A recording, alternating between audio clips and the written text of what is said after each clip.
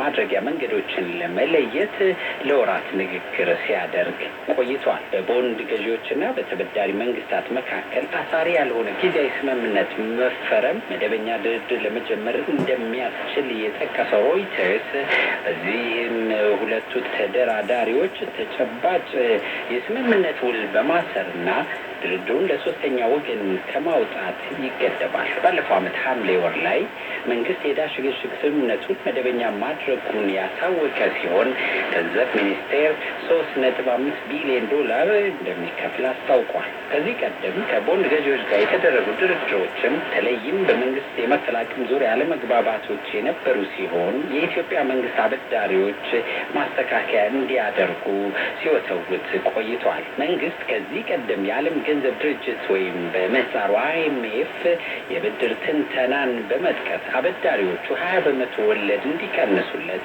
ምክረ ሀሳብ አቅርበዋል። ይሁን እንጂ አበዳሪ ቡድን ወኪሎች የሀገሪቱን የወጪ ንግድ መረጃ በመጥቀስ ሀሳቡን ውድቅ ያደረጉ ሲሆን የአከፋፈል ጊዜውን ማስተካከልና ሌሎች እርምጃዎችን መውሰድ ይቻላልም ብለዋል። ባለፉት 2 ዓመታት ኢትዮጵያ በ2007 ዓ.ም ለሸጠችው $1 ቢሊዮን ቦንድ መክፈል የነበረባትን ወለድ መክፈል አለመቻሏ መነጋገሪያ ሆኖ ነበር። መንግስት በቦንድ ሽያጭ ላገኘው ብድር መክፈል ያልተቻለው በገንዘብ እጥረት እንዳልሆነ ይልቁንም ሁሉንም አበዳሪዎች በእኩል ለማስተናገድ መሆኑን በወቅቱ አስታውቆ ነበር።